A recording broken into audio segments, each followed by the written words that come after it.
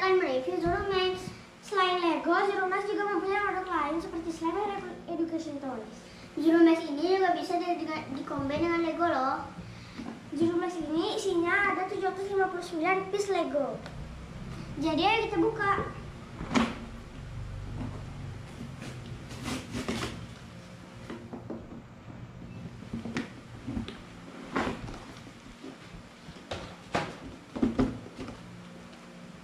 Jadi di dalamnya terdapat panduan bukunya, buku panduannya. Dan di sini kalian bisa bikin apapun yang kalian mau di sini.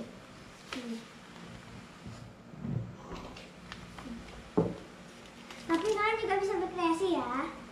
Terus kita juga punya stiker di dalamnya, stiker mata-mata gitu untuk ditempel di ZURU Max. Dan ini isinya ada 1, 2, 3, 4, 5, 6, 7, 8, 9, 10, 11, 12. Jadi di sini ada 12 pack Lego. Dan ayo kita buka. Jadi ayo kita buka dan kita masukin semuanya ke dalam sini.